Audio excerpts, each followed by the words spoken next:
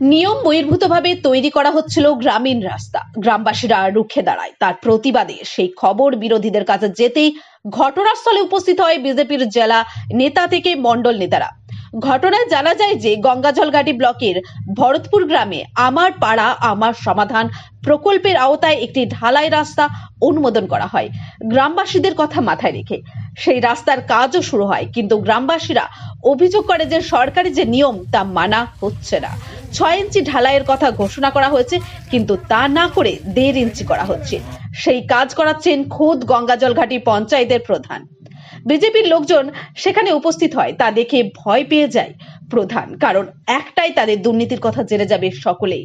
তখন ভরতপুর গ্রামে তৃণমূল কংগ্রেসের কর্মীদের নিয়ে প্রধান বিজেপির নেতাদের উপর চড়া হয়। পরিস্থিতি হাতের বাইরে বেরিয়ে চলে যেতে পারে, তাই বিজেপির কর্মীরা পিছু হাঁটেন। তারা পরে বিষয়টি লিখিতভাবে ব্লকে ও পঞ্চায়েতে জানায়। বাঁকুড়া এক্সপ্রেস টিভির মুখোমুখি হয়ে বিজেপির প্রতিনিধি জানান যে এরকম দুর্নীতি সারা ব্লক জুড়ে চলছে। প্রতিবাদ করতে গেলে তারা তেড়ে আসছে। এই ঘটনাতেই অনেকটাই অস্বস্তিতে পড়েছে শাসক দল, কারণ সামনেই বিধানসভা নির্বাচন।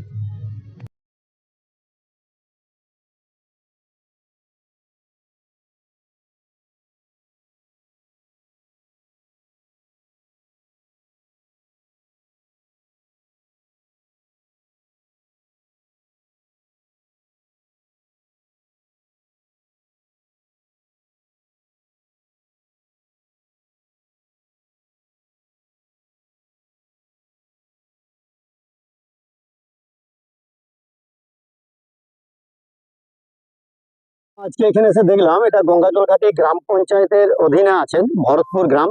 এখানে একটা ঢালাই রাস্তা হচ্ছে। এই ঢালাই রাস্তা আমাদের যিনি গ্রামের প্রধান আছেন, সেই প্রধান আমাদের যে এনএস মানে ওই ইঞ্জিনিয়ার আছেন, এখানে একটা রাস্তাঘাট করার চেষ্টা করছিল। আমাদের কর্মীরা কালকে সব এসে বাধা দেয় এবং আপনারা দেখলেন যে রাস্তাটা 6 ইঞ্চির জায়গায় 1.5 ইঞ্চি মাত্র ঢালাই করেছে। 1.5 ইঞ্চি ঢালাই করে এরা এখান থেকে বেরিয়ে যাচ্ছে।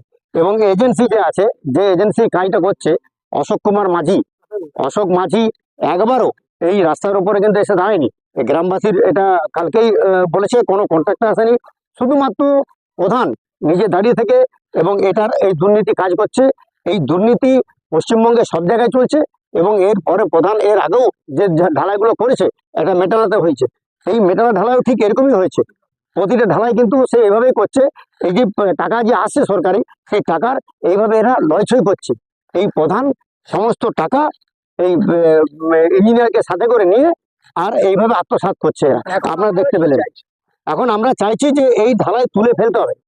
এই ঢালাই পুরো তুলে ফেলে যা শিডিউলে আছে, 6 ইঞ্চি ঢালাই আছে, 6 ইঞ্চি ঢালাই থাকবে, 10 ফুট চওড়া আছে, বাকি লম্বা যত ফুট 300 ফুট 250 ফুট 200 ফুট যা থাকুক সেটা করতে হবে। 6 ইঞ্চি ঢালাই মাপ করে করতে হবে, 6 ইঞ্চি বালি ফিল আপ করতে হবে। এখানে একটাও দেখুন আপনি বালি দেয়নি, মাটি দিয়েছে, 2 ইঞ্চি বালি দিয়েছে, 2 ইঞ্চি ঢালাই করেছে।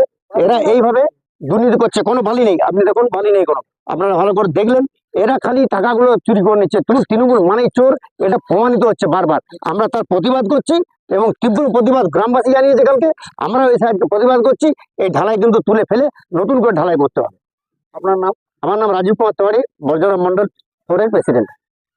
নিয়ম মেনে ভরতপুর গ্রামে ঢালাই হচ্ছে। ভরতপুর ঢালাইয়ে কোনো খামতি নেই, ভরতপুরের মানুষ দাঁড়িয়ে থেকে সে ঢালাই করাচ্ছে। ভরতপুর গ্রামের মানুষ স্বতঃস্ফূর্ত ভাবে মমতা বন্দ্যোপাধ্যায়ের উন্নয়নে সামিল হয়ে সেই কাজ সম্পূর্ণ করছে।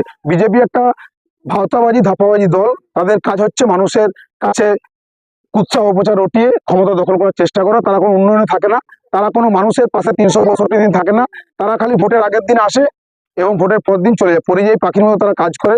আমার নাম সুবোধ সিংহ, প্রধান গঙ্গাহাটি গ্রাম পঞ্চায়েত।